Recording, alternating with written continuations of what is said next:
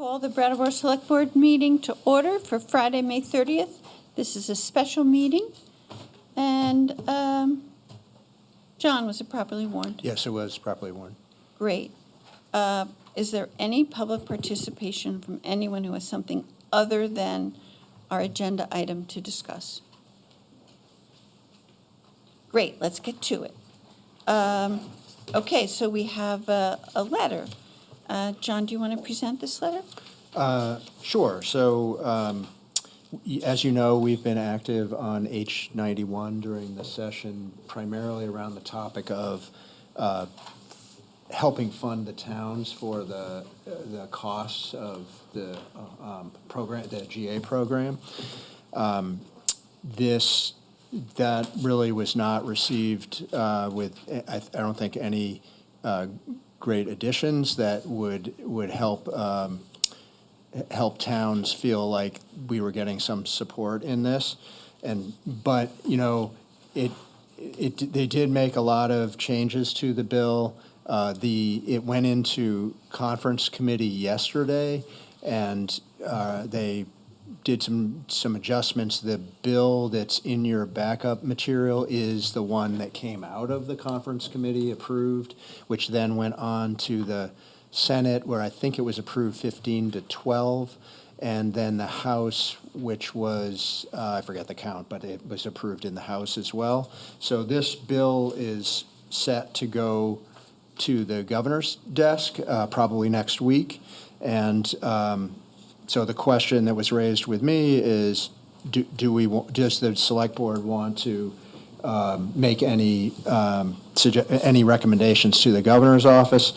I didn't feel like the direction I had would extend to, like, personally saying not to support the bill, but I think with the lack of municipal support in this, that is something that the select board might want to consider doing, and so I drafted a letter which really calls out the four main concerns that I think a municipality might have with this legislation, and that is the lack of meaningful funding support to municipalities that have very high first responder costs to address state homelessness programs, the absence of any local control in developing or approving how this new program that is meant to replace the GA housing program might come together. So, like, there is some mention of some, like, municipal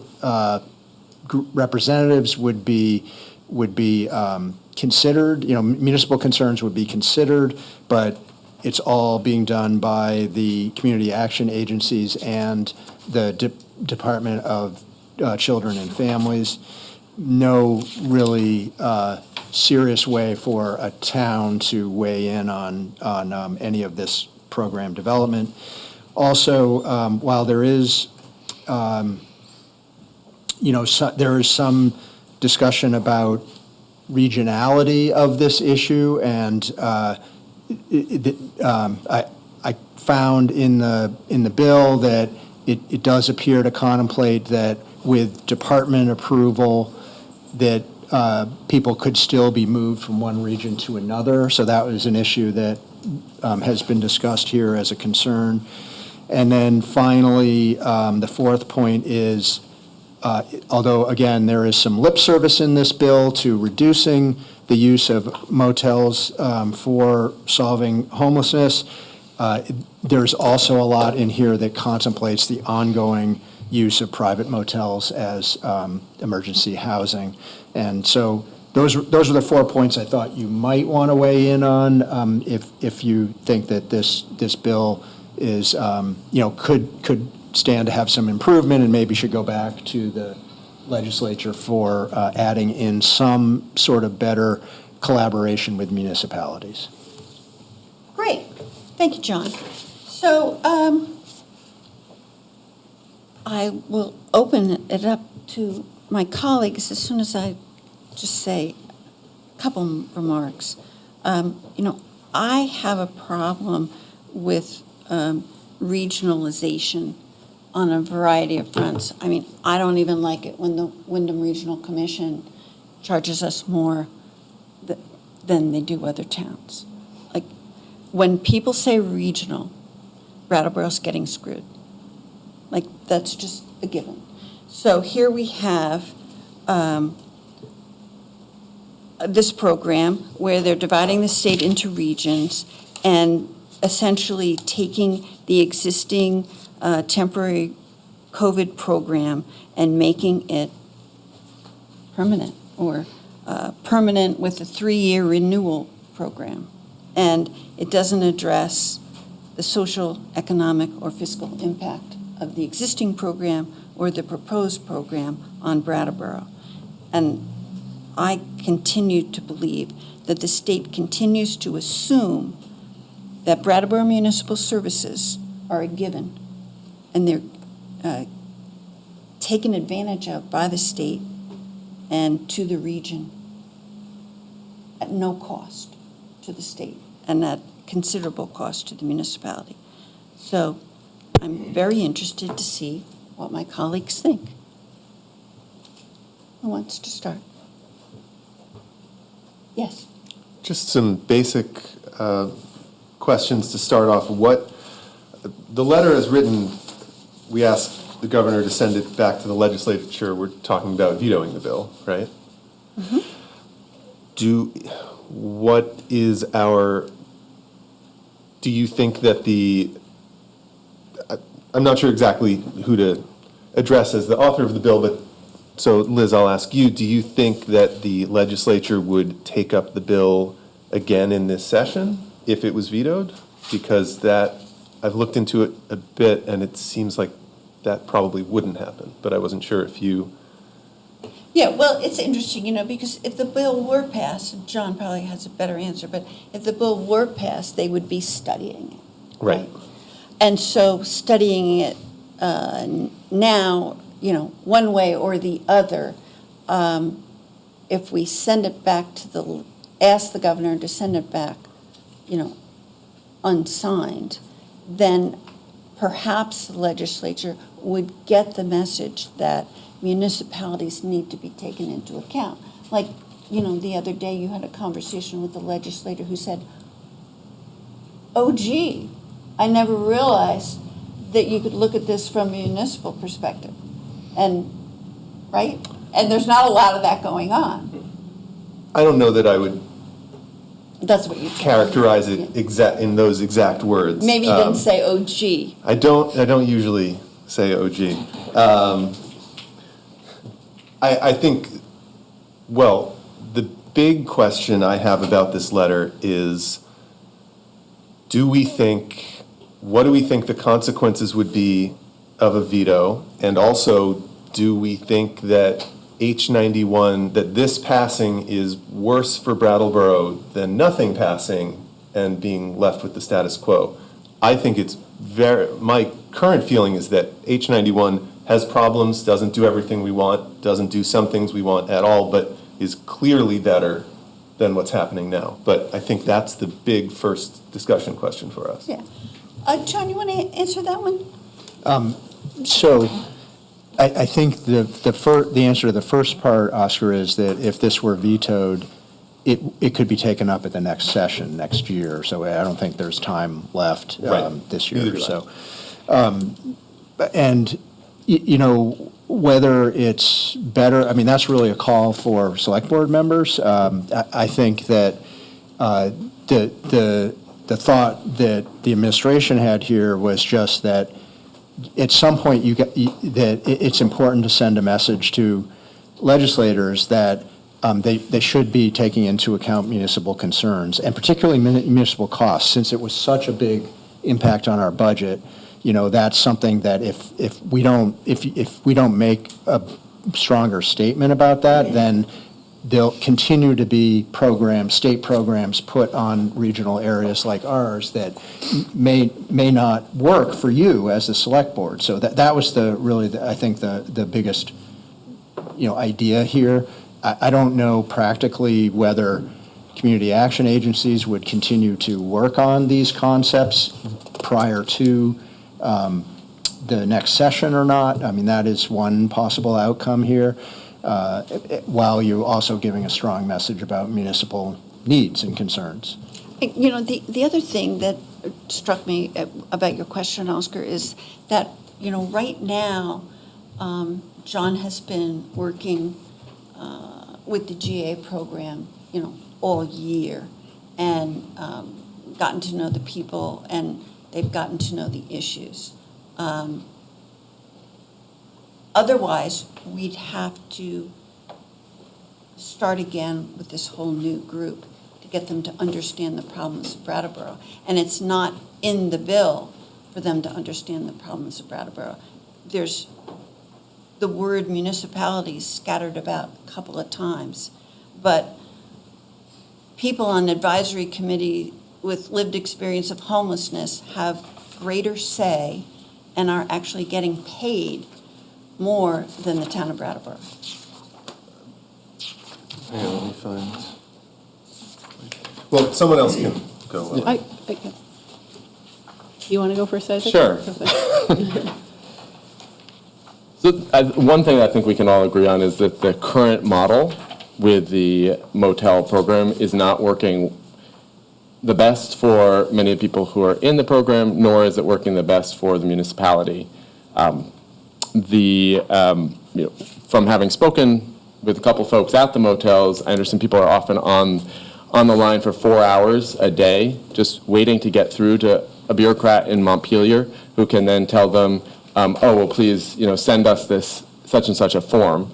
And these are folks who may or may not have reliable connection to the internet, who may or may not have the resources they need to be able to do that. And this is a recurring thing that people are having to do, with the risk of being, you know, having their shelter terminated. And we're talking about people who are pregnant, people with children, older Vermonters, you know, and then municipalities like ours have been struggling with, you know, when it's bureaucrats in Montpelier who are making decisions about our community and people in our community.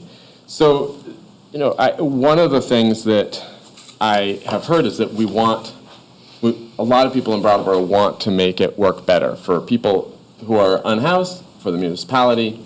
And so I'm looking at, okay, well, where can we take steps to make it better? Because the thought of having one more year of the status quo, to me, it's hard to imagine that down the road, with federal cuts coming, with more people losing their housing and their housing vouchers, that there's going to be more funding available for municipalities.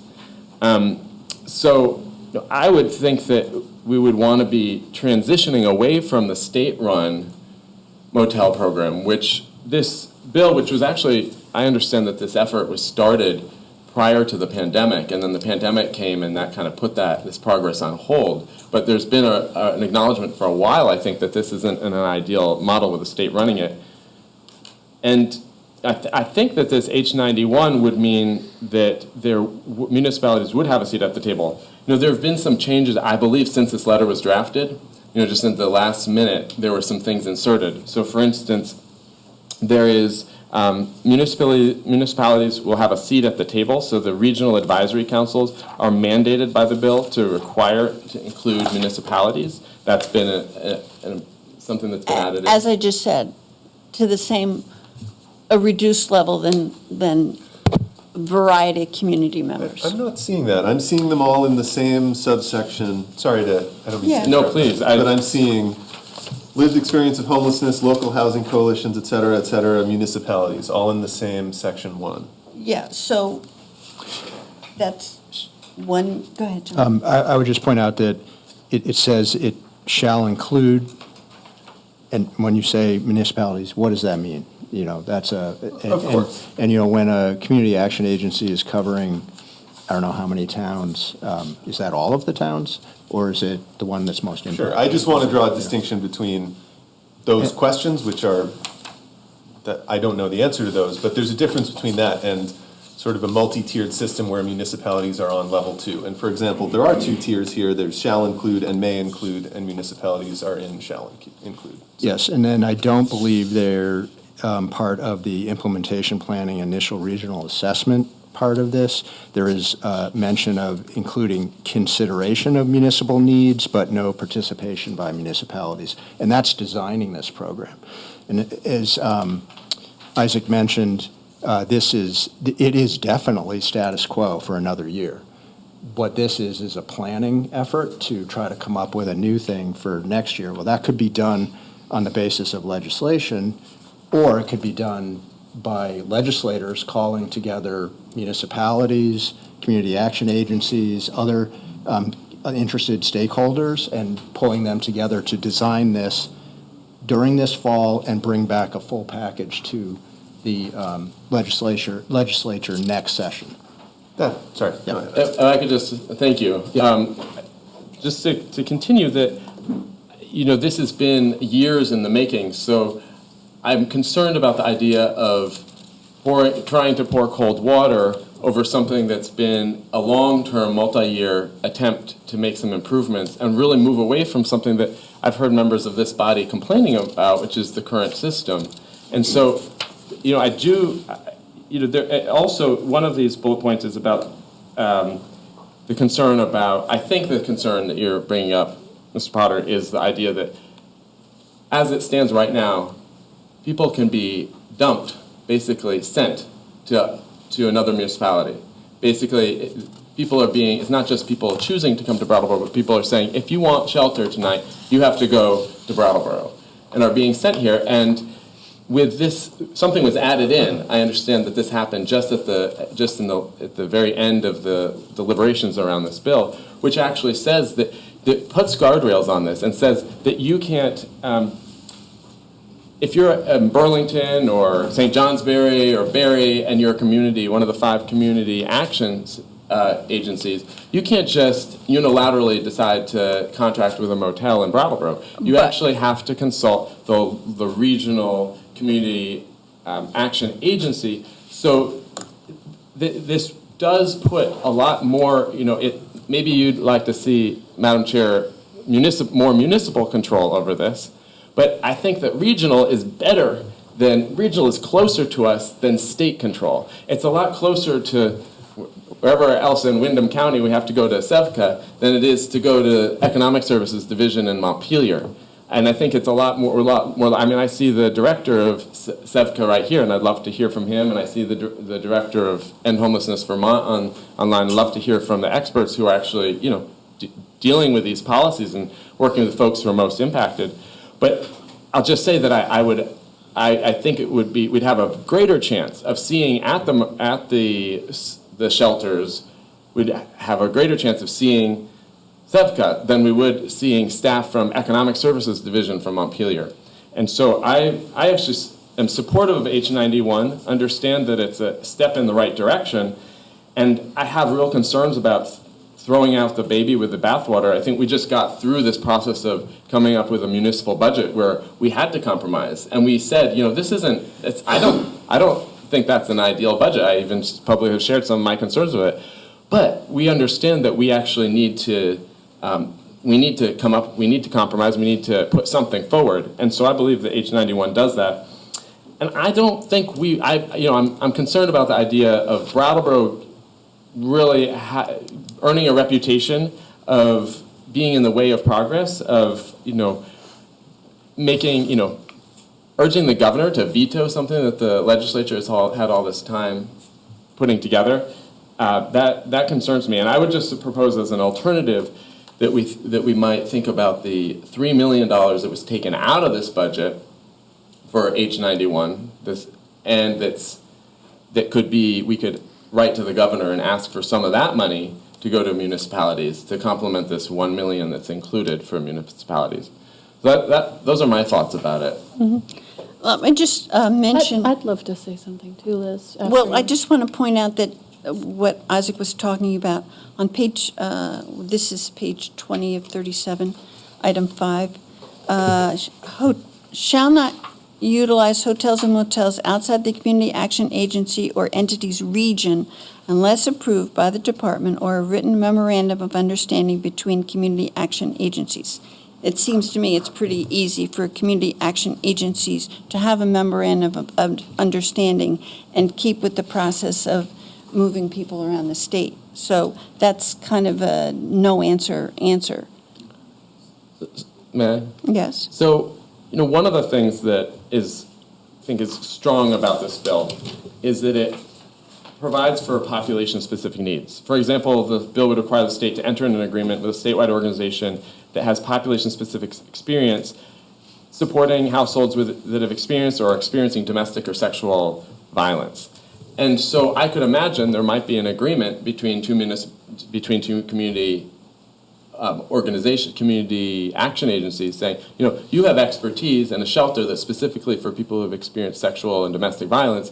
We have a program for folks who are unsheltered and are pregnant, or whatever is the thing. Let's have some sort of mutual agreement. I mean, to me, it's a lot better to have an organization that's local, that's going to be able to support people with case management services, with connecting people with local resources, than just getting people plopped here from the state that's not working with the local organizations. I think about April 1st, when we had our first regular select board meeting. That day earlier, I was up at the Econo Lodge, and I didn't see a community organization there. I didn't see municipal services. Like, there was really no support, and these were people with disabilities who were losing their shelter, and who didn't necessarily have, like, one guy who uses a wheelchair, and how is he supposed to get down to groundworks to be able to get his tent if he's in a wheelchair without, I mean, it just was, I just think that having that regional control would be far better. But Amanda, do you comment? Yes, thank you. I will say that, in my opinion, this bill is not ready, though I'd like to say yes, I think it's not ready. A couple things that are not present are the requirement of an in-person intake, for example, which a community, organization could do and could adopt even without this going. I think that's important. I think the state must require in-person intakes for individuals. I also, as much as I want to say carry forward, I think that this letter, who knows if the governor will actually listen to it, is expressing that we do need more support as municipalities to support people in dire situations of homelessness. I also, for the $1 million that was sort of promised to municipalities, it strikes me that there are at least 6 municipalities in Vermont that have general assistance emergency housing. So if you divide $1 million by 6, and then that ends up being about 160. No, it's like 16,000 bucks. Is that right? I think and that then money is only for if a municipality would be sharing in the opening of a shelter, which we're not proposing to do. So that $1 million isn't even real to addressing our needs. well, I mean, I'd like to hear from the public about that, because we do, have a congregate shelter in process right now, additional beds, which is unique and awesome about our town. So anyway, I just don't think it's quite ready. And I agree that it should go back to next fall. Thank you. Peter? One of the things I often resent is throwing cold water on something and in the 11th hour, which is precisely what we'll be doing here. As I don't know how much the town of Brattleboro got to weigh in on the words of this. Do we have any contact, any say in it at any point in time in the process? We submitted testimony not on all of the language. In fact, a lot, but this wasn't even done until yesterday, so. Okay, and at what point were we involved? We were involved when it was in the Senate, and we submitted a letter along with 5 other towns asking for municipal attention in this bill, and it was not heard. All right. And I wrote to every senator, and I know many people in the public wrote to This every is senator. fairly recent, I also Amanda wrote to every right? senator. I mean, Yeah, we're talking recent, and, within the past month. Right, so. But I will say that our delegation did not did not respond positively to our comments. I understand it. I understand that. I really, honest to God, I do. Because they're working hard on something that they want to see passed that does have some really good substantive responses to solving, parts of a system that's broken. And, so this is just going to be another system in place that will mostly not work, but will work just enough to keep it lifted up. So that's my concern with the bill. My approach to this right now is more of this guttural response to the Brattleboro taxpayer and the burden that the Brattleboro taxpayer will feel as a result of this bill. And that's kind of where my decision is coming from right now. I will write my own letter, both in support of 80% of what's in this bill. I don't like the vagaries of the, like, sure, we're going to throw that word municipality in there a couple of times, so you feel good about it. Just to respond to something you had said, I think Brattleboro kind of defines progress. I mean, it's always been my experience, like, we've set the way in the States a lot of times. I don't necessarily like being on the end of this thing that's gonna, again, in the 11th hour, and we've all had it done to us, and something, you think something's coming through, and you think it's gonna roll through, and then the opposition hits, and it's always in the 11th hour. And it comes to probably our delegation not speaking to us more directly, and involving us more in the decision. So, with that, I agree with Amanda. I think it's not ready. I absolutely hate the fact that it could take another year before it comes back to resolve a problem. I don't think the status quo is a really good solution. And I'm a little flummoxed as to how to. Okay. I'd like just to say one more thing, just to Yeah. piggyback on what Peter said. Trust building needs to happen between the municipalities and the state. And for something that would go live on July 1, 2025, which this would go, I think that if it's possible for the state to build a trust year with their municipalities that say, we see you, we're also following the data, we're going to get these community action or agencies in a place where they feel like they can successfully staff, run, and really feel good about the outcome. I think we're going to be in a better place, and all of the taxpayers in the state of Vermont will feel a lot more confident with just a little more time in the oven. Oscar, and then we'll open up to the public. Yeah, I think there are two dimensions to this letter. One is what is the outcome we want? And for me personally, I think Brattleboro is better off with this bill than without this bill. The second dimension is the communication and strategic aspects of this letter, and I'm worried on that front too. I mean, when in any of our dealings with the state, if we were having a decision about should we veto or not veto this bill, I think that would be a slightly different conversation. That's not where we are. Any relationship we have with the state, we have very little power, and the only way we get what we want is by changing hearts and minds. And if we make enemies of the legislature, we're going to have a really difficult time. Yes, there can be value in planting a flag and saying, sorry, in taking a firm stance basically as a negotiating tactic. But I think that already Brattleboro, just by being where we are often the last to the bowl to eat. And then if we become the town that every now and then sends a letter about how a big complex bill needs to go down completely because our demands weren't met, and I'm intentionally characterizing that in a negative way because I think that's how people will read it.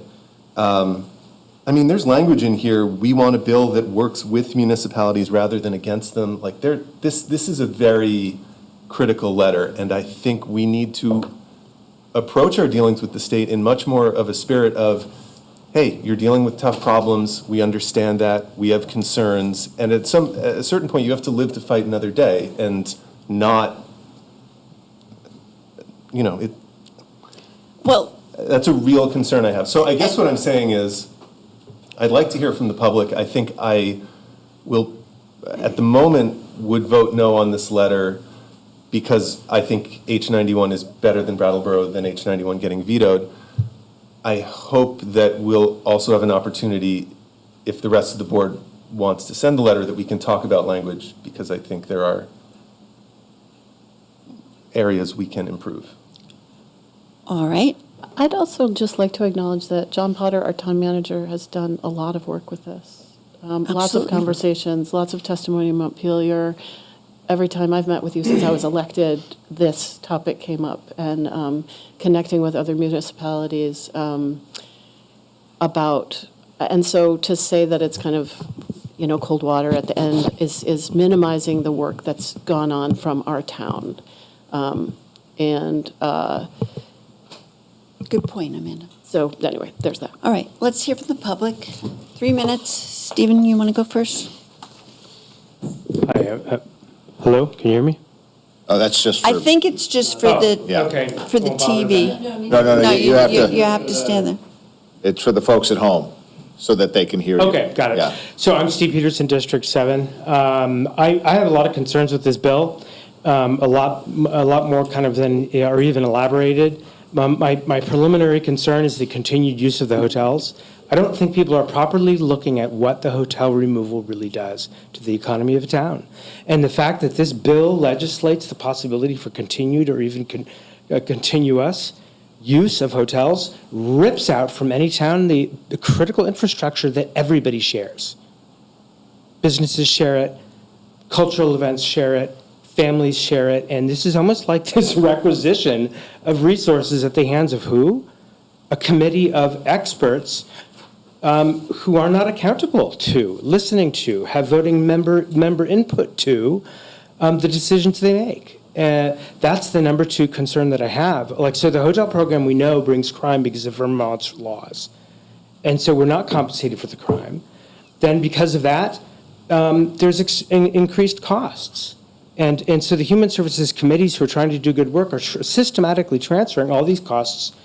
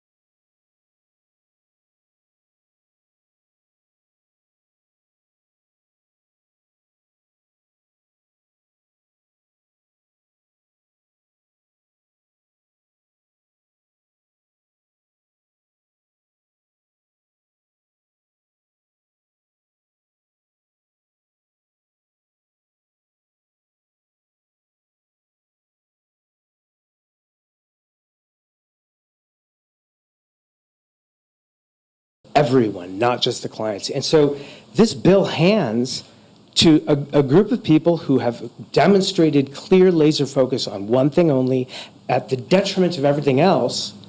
We're handing it, the keys to the entire system to them. So when you say local, that worries me. It worries me that we have now people who are really concentrated interest, want to employ their friends and family or keep their systems and the programs going, with the keys to make decisions that impact everyone. So we need to think about policy. We need to think about the future. And we need to think about making sure the ecosystem is healthy so that we can support the homeless in the future. Where to put it, how to keep in tourism from coming in from other regions in terms of their homeless, and how to keep other regions from sending us their problems too. And finally, one more thing. Brattleboro is already doing way more than its Brattleboro is already doing way more than its share. And I feel like Brattleboro will get further punished. We're pulling way more water than any other town Okay, around us. thank you, Stephen. So, Yes? Just the time.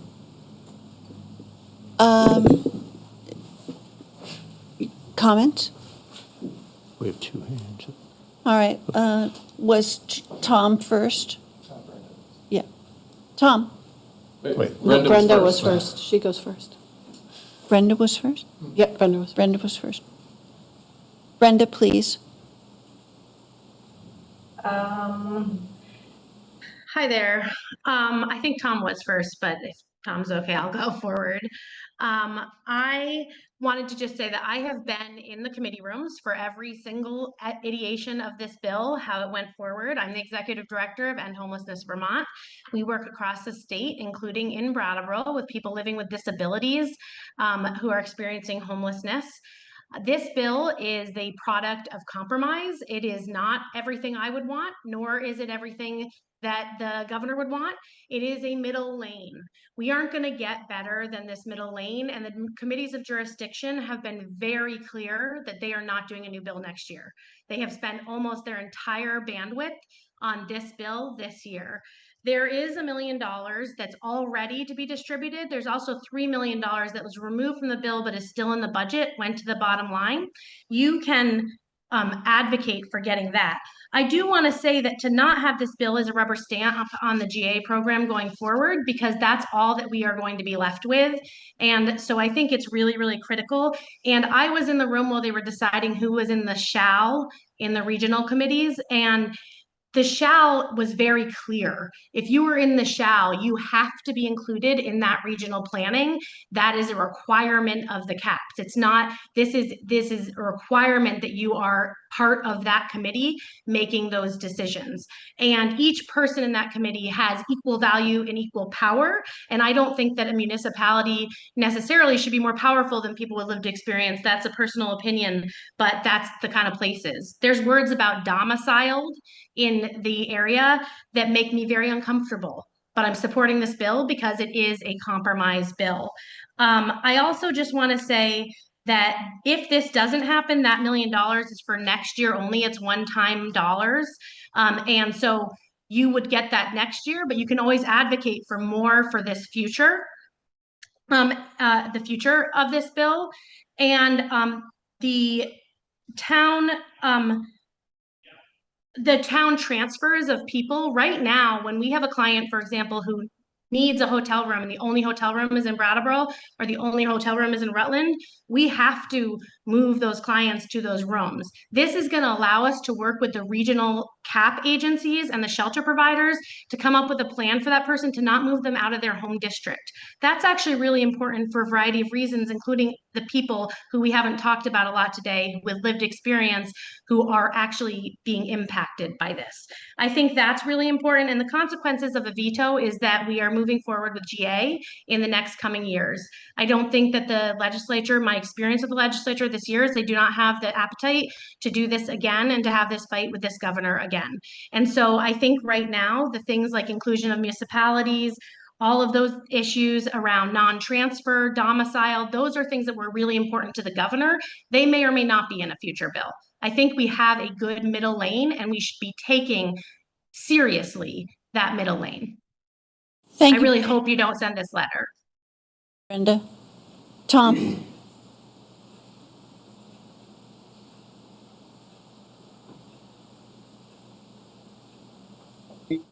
All right, I think we did it. Hi, Tom Franks here. A point, just something that it was Oscar said, that we'd be making enemies of the legislature. I don't remember if you were there, Oscar, when there was the last legislative forum about 6 weeks ago maybe 4 weeks ago, something like that at the library. But many of us there said, hey, legislature, what about all the costs Brattleboro is bearing? And the answer was, well, you're going to bear more because there's going to be less state money, essentially. Our legislative delegation did not seem to care when the taxpayers said, hey, wait, what about us? So I just wanted to get that out up front.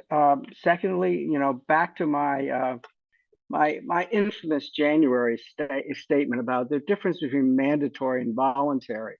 What this does, what was happened is Brattleboro has become a mandatory host community. We have no choice. It is our town. I have not done the research. I haven't had time. I've been doing other things that some of you approve of and some of you may not, um, in our recent budget issues.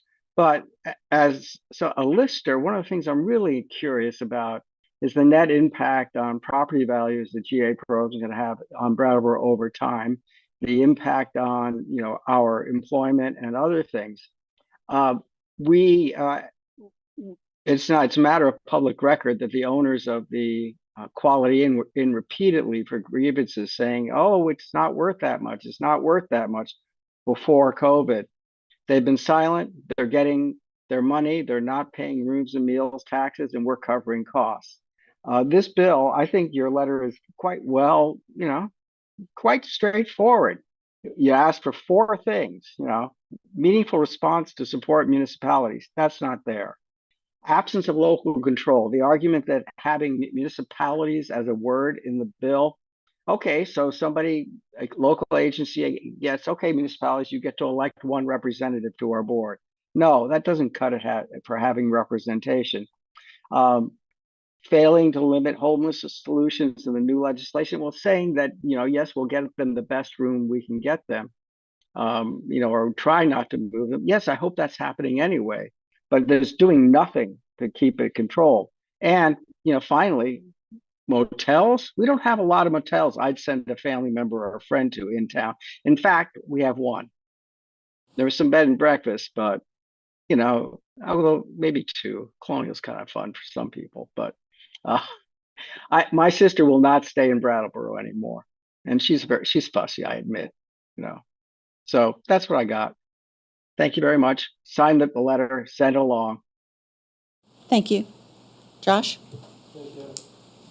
Josh Davis, I'm the Executive Director of SEPCA. It's a Community Action Agency. We're named as being the regional head of this bill, should it go through. I'll try to keep my points, 3 minutes for the complexity of what we're talking about here today. And I've been in this process since it started. It feels very challenging, so I'll try to stick to the points. I think meaningful funding, I hear you on that. The municipality has spent a lot of money. It's been well documented in the paper. The bill tries to speak to that. I'm not a legislator. I didn't put that in there, but I would say that the community action agencies advocated for your concerns to be heard, very specifically Brattleboro and Barre. And so that is one of the reasons that $1 million is in there. So in terms of are you hearing us and putting things in, we are hearing that, at least community action agencies are. Lack of local controls in shaping the program. I would argue that this bill is very much that. The intent of this bill is that we have regional and local control on how this program works. Right now, we have no control. The point that you're making about people moving around, we have no say in that. This is what happens. If there's a room available in Barre and somebody comes into the system in Brattleboro and there's no rooms everywhere else, then they're going to go to Barre. This does set up guardrails. Perhaps it's not as intense as you would like to see in there, but this does say, as much as possible, we're going to keep people in their communities of home. The fourth point, ongoing use of private motels. The idea is that we have other shelters, but we can't get out from here to there in the current format that we are. We've tried to set up other shelters in town. Very much the intent of this is to reduce reliance on the hotel-motel program. That's already started in the current format. I would argue that if GA continues, what we're going to see in terms of the wind down of the motels is people left with nothing. Basically, today you have a place to stay, tomorrow you don't. This allows us to be more planful in what that wind down looks like. It identifies core services on page 21 that have to be provided to everybody that comes into the system. And the way that we are thinking about the motel program is not that there's two distinct systems in terms of our emergency shelter management, where you have a shelter here where somebody comes into the system, then makes a call to the state that goes to a motel that may or may not stay connected to those case managers. We are centering the shelter and what we have, and when somebody goes to the motel, it is seen as a shelter overflow or as a space for folks to go who have vulnerable needs that are just not going to be able to be successful in the shelter system, and maintain that connection to case management services as well as a housing plan, all of which have happened over the last 6 years through COVID, but not in any consistent sort of basis. let's see, I would argue that regionalization is not Brattleboro getting screwed, but it actually gives us more autonomy and say in what happens in our community. And who are the experts that are going to shape this? It's the people that are sitting around the table right now trying to figure this out. I would strenuously argue, I see you shaking your head, Liz, that this is the group of people that is going to get to decide these resources that now we have very little say, if any say, of how they're spent in our community. See that I'm over time. I'm here. I'm happy to keep talking about this. Thank you. Christina, did you want to comment? Christina Cheyanier, Brattleboro resident. I think this letter is pretty bold to send up. I wouldn't want to put my name on it, even if I agreed with it. I think that there are ways to write it that sounds more, that could be more collaborative and less damning of this bill. I do think that considering the residents of Brattleboro elected their state reps. I'm going to ask you to have less than 3 minutes and hurry up because we got to go. Well, point Okay. of order. Sure, you can ask me that. I'll try. Thank you. Sure, Liz. Wow, that was really distracting. So you wanted me to hurry up, so you I'm thought sorry, interrupting point of me order. was I going to would make ask me go that you faster? Don't limit her time. I don't. Okay. How about I'll try again? I'll start my 3 minutes next time. I think, go ahead. Go ahead. Start Just- again with the 3. That was a distraction. I agree. Keep Just- going. All right, we're going to lose members. I'm just saying. I'm not going to lose me. I'd like to hear what the Wow. member of the public has to say. Yeah, I agree. Liz, I think that you should defer to the experts on this and the people who Brattleboro elected as their legislative representatives support this. So the municipality is this, that's like town administrators, that's you guys, I don't know. But the people of Brattleboro, the town of Brattleboro with a lowercase t, elected legislators who support this.